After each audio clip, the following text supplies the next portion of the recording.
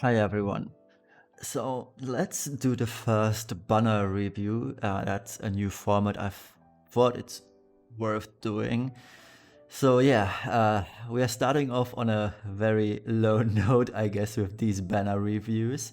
We've got the New Year's Equipment Enhancement Summon. And yeah, what this is pretty much you're summoning basically for coins. Technically, you could get either Neo Vision's Starlight Elena or Neo Vision Madame Adele from this, but it is the typical drop rates. So it's 8% Rainbow, 2% Neo Vision. And Elena as well as Madame Adele are only 0.75% chance. It's getting even worse when you think about the fact that there is no safety net for these units. So if you really want to have Elena or Madame Adele, you are probably going to spend a lot of lapis on this. There's also the fun panel, which all of you might know. It has 100 Super Trust Moguls tickets, or again, which is cool, I guess. They also replaced the former shards with the VIP coins. I don't mind, to be honest. There's more NV tickets, but I'm not so sure whether this is actually worth it. And what can you use the coins with? I guess all of you have already witnessed the outrage on the Reddit regarding the weapons. So we are actually not pulling for units anymore, we are pulling for weapons and materia. Okay, so we do have the Fury Sword over here, right? These are all STMR level weapons. And let's see, since the game really doesn't let me click on this, I do have all the information for you as well. So the Fury Spirit Sword, the very first one, 190 attack, it has a damage variance of 1 to 1.7, it's a great sword. If you're, I mean, technically this is on average a 1.35 or 35% damage increase if you're using this. It's not bad, right? If you are the guy who likes to have variants on his units, this is a pretty decent one. The Pulsing Flame increases LB gauge by 2 per turn. Is that worth 15k lapis? I don't think so. Next up is Mind Release Scepter, 180 magic, mental emancipation. What does this do? It does 20% magic points increase. It increases equipment magic by 50% when armed with a single weapon, and it also recovers 7% magic points per turn. This is technically not a bad weapon, but what is the use of that, honestly? I mean, yeah, sure, 50% magic equipment increase is cool, but do you really need it? Most of the magic damage dealers we are getting are already at 300% true dual hand magic anyway, and there is plenty of true dual hand magic materia, and especially with 100% magic, I should say, and this one only provides 50, meaning you have to sacrifice a materia slot anyway. So what's the point? I mean, this is probably cool for new players, all of the weapons, but for veterans, even for free-to-play veterans, you're very likely to have better alternatives than these weapons, right? Now, the Radiant Sunbreaker with Scorching Rays, that one isn't that bad, to be honest. It's a one-handed weapon, 183 attack, damage variance, which is honestly pretty cool to have. Damage variance on one-handed weapon, 1 to 1.1x, meaning on average you have a 5% damage increase. And it provides a 30% LB increase and also increases LB gauge by 3 per turn. So if you do not have 11, this weapon is pretty good. 11's weapon is pretty much the same, but it's better all around. It has less attack, free attack less, but it has 50% LB increase, for example. Now, another one that is probably a better comparison is Rakesh Thief Zidane's STMR, but I believe that is a dagger, or Radiant Lightning's STMR. Both of them are pretty much the same, and they also provide 30% LB damage increase. What's probably the kicker for this weapon is the free LB gauge per turn, because neither of these weapons have the same ability. Again, if you're a newcomer, this might be worth it if you're really in need of STMR level LB damage weapons, but there are better options. Like I said, 11, I believe 11 was a time limited unit, wasn't he? But still, you do have Radiant Lightning and Rakesh Thief Zidane. They are equally as good. The Arcane Angler's Rod is a hybrid weapon, pretty much, with a focus on magic, which is rare. To be honest, most hybrid weapons do have higher attack, if I'm not mistaken. So that is pretty cool, right? And the stats, or the translucent line, increases 15% evasion to physical attacks and also increases LB damage by 25%. Now, we do not have a hybrid LB damage dealer just yet. Some people might argue that Aldrin is one, but I'd argue he's not. So yeah, still, this is a decent hybrid weapon, so to speak. Although it's probably the best for Aldrin because of the 15% evasion. Yeah, I still don't see a point in this, to be honest. I wouldn't pour for any of these weapons, if you're asking me. Now, the next ones, the accessories, they are all TMRs or STMRs that are already in the game, called a Vault Codebreaker. It's not a bad hybrid weapon. I'm saying. It's not a bad hybrid accessory. It is best in slot in some cases for Starlight Elena, so to speak, right? So if you don't have it, let me check where this is from, because I don't know right off the bat. I should have checked beforehand, I believe. So Vault Codebreaker. That is... Oh, there was a premium bundle once in a while. I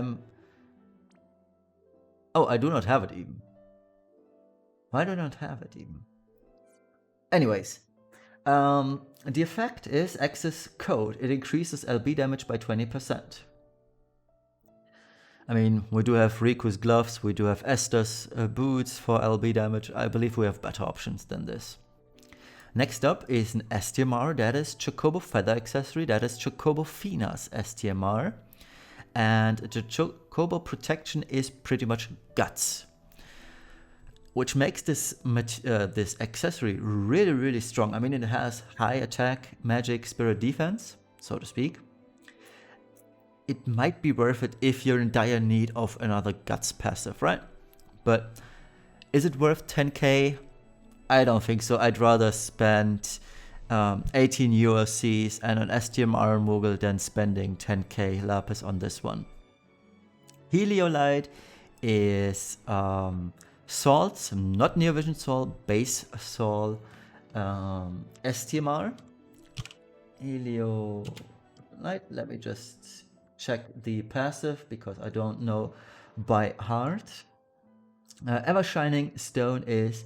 It decreases magic points used by abilities by 30%. Nothing too fancy. I wouldn't spend 10k on this one either. Now, Emperor's Ring. Where is it? Emperor's Ring, over here. 30 def, 30 SPR, pretty good on tanks. The Bearer of the Burden increases HP by 40%. 30% SPR increase if you're equipped with a light shield, or if you're equipped with a heavy shield, it provides 30% defense boost. This is technically a very good tank accessory. Ravenheart, I believe everyone knows this, Malphase's STMR, it is super good. But again, this applies to the Emperor's Ring as well. I'd rather spend 18 USC tickets and an STMR mogul than spending 10k lapis on this. But your mileage may vary. If you have more than 100, if you have more than 100 or more than enough USC tickets, it's better always to use the USC tickets than spending lapis. Unless, you're a whale and don't care about money or lapis, well, go ahead and pull, right? But if you have this amount of money and lapis, why are you watching this video, right? Now, let's get to the real kicker of this one, and that's the abilities you can get. So first of all, we do have Reclaimed Serenity. It's a pretty decent, not even decent, it's a pretty good tank material. 50% SPR defense and 60% increased resistance to ice, lightning, light, and dark. That is pretty damn good, I would say. Is it worth 15k lapis? I'm not so sure, right? I can only speak for myself here. I do have more than enough resistance materials already. And if you're gearing for resistance, why would you need defense and spirit? I mean, it's a nice bonus.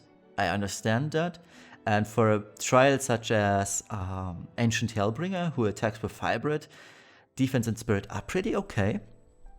I mean, they're not bad, but is it still worth 15k? I mean, you've seen on my previous video, you don't even need this material to beat the most recent trials. So, yeah. Now, the next one, Life for the Purge. That one might actually be worth 15k lapis. And the reason is not because it provides 70% attack and magic. No, the reason why you might consider this worth 15k is the 50% increase to physical and to 50% increase physical and magical damage against Reapers, meaning undead, and demons. Demons might not be that fancy, but Reapers or undeads is really good. And the reason is, for example, Dark Anima next Dark Vision at the end of the month is a Reaper, is an undead. And this materia is one of the very, very few undead killers we have. I might actually consider pulling on this banner. If I do so, I will record it obviously. But it's 15k lapis, and I really don't know if I really want to spend 15k lapis for a single 50% Reaper increase. I will probably sometime on Saturday or Sunday, I'm not sure, math this one out against the 80% buffed Anima, whether I actually need this or not. I mean, going 80% increase on stats on Anima is probably total overkill, but I just want to make sure that I can cap without this materia, and if I can cap without this materia, obviously I'm not gonna buy it or get it, but if I were to need it, well, there goes 15k down the drain, right? Next up, Prideful Incarnate. Boosts magic and water, earth, light resistance by 80%. Not stackable, obviously. It might be decent for whom is this decent? Ibarra maybe, or other magic damage dealers who struggle to fill the magic. But with vision cards almost always boosting magic to a ridiculous amount, I don't think this is worth 15k. And the last one is the Way of the Samurai. It provides 15% HP MP, 60% attack, and boosts parameters when setting an Esper by 30%, as well as boosting attack by 20% when you're equipped with a katana. Is this good? No. And the reason is, we do have, for example, Twisted Fate. It's also 80% increase to attack. It's also it's, I believe, 60% to everything else. So the equipment or the parameter boost for setting an Esper by 30% is completely negated by Twisted Fate, for example. So why would you buy this, really? Just get Sephiroth's STMR. Sephiroth is so easily available these days. I believe most of all you free-to-play veterans or in general, veterans, even the medium run players should have at least one Twisted Fate already. And yeah, the rest of it is pretty much the usual Transcendent Pearls, Ascension Pearls, etc, etc. So yeah, I mean, I personally, I don't like this banner at all. It sets a bad precedent that we are now selling equipment, weapon in general, for hard lapis. And if you're converting lapis into money, it's a lot. I mean, Gumi is actually going the Genshin Impact route here, which I really don't like. And I really hope that this is just a one-off. And this doesn't happen on a frequent basis. Now, what I also should mention is that you can run these weapons through item world and gain additional unique abilities. For example, the Fury Spirit Sword and the Mind Release Scepter, they get the Mecha Dragon Killer, which increases physical and magic damage against dragons and machinas by 30%. Is that worth it? Don't think so. The Radiant Sunbreaker and the Arcane Angler's Rod get the rare Zealous Warrior, which increases either attack or magic by 25% if you're dual wielding. And yeah, that's about it. And regarding other equipment, so there's also different equipment. Let's check. I believe it's also stated in, oops, that's the wrong tab. I did not want to go to Dark Visions. Sorry. So there's also other featured equipment, if I'm not mistaken. Yeah. So the Seraph stuff gets Healthy Composure. Healthy Composure at the start of the battle or when revived increases resistance to all status effects by 100% for 3 turns, for the caster only. We also have Wolf. Oh, it's already here. We have also, we talked about these. Wolf's Claws. Yep, it's stated in here. Feral Strength, boosts attack by 30% and restores 5% HP to the caster. Ibarra's Scroll increases magic by 30% and 5% magic per turn. Elena's Training Sword Plus Plus, 15% attack and magic increase, laughable if you're asking me, and increases equipment, attack and magic by 25% when dual wielding. Bag O' Toys Plus increases ice resistance by 30% and 25% attack magic when true dual handing. Water Dragon, Demon Submission, 15% attack and 50% physical increase damage against demons. I would run this through the item world because that is good. Let's check Water Dragon, where this is coming from, because I don't know. I don't even think I have this weapon. Water Dragon, oh, it is a 120 attack weapon. It's from the event March of the Demons or the, yeah, it's from the event March of the Demons or the New Year's Equipment Enhancement event.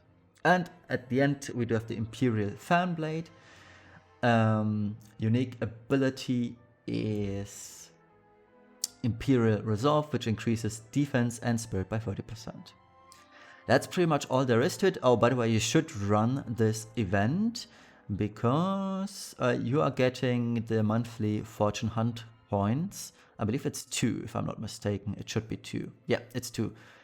At 90k and let's see, what was the other one? At 8.5k. Or is there not? Oh, there's 3 even. At 175,000 you get a third one.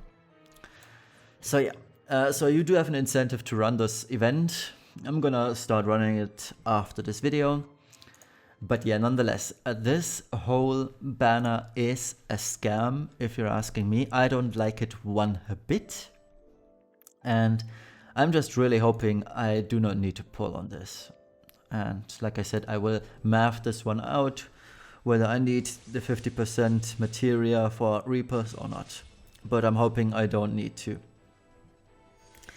Okay, I hope this one was helpful to you. The next one, which should be hopefully Lasswell, we'll see a little bit more in depth where I talk about Lasswell. I will also prepare a PowerPoint presentation again, because you people actually like this one, and I believe it is the best one to just show you the most important things and talk about them in general, rather than going through this in-game, because as you've seen, I believe this wasn't really that good of a presentation, but I had no time to prepare this in advance because we just recently got the data mine for all these weapons and I did not have enough time to prepare this in advance. But I will have enough time to prepare for Lasswell, Neovision, and I will show you a few builds, how to gear him properly if you're going for him.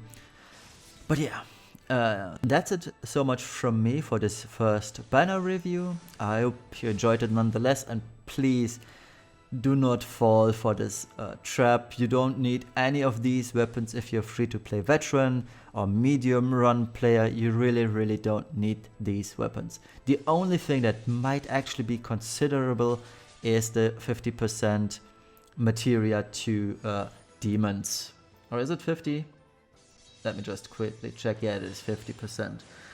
That is the only one that might be worth considering, but everything else, please do not go for any of this. Even the units, yeah, Elena and Adele are cool, but there's absolutely no guarantee that you're going to get them. Okay, thank you all for watching. Catch you on the next one.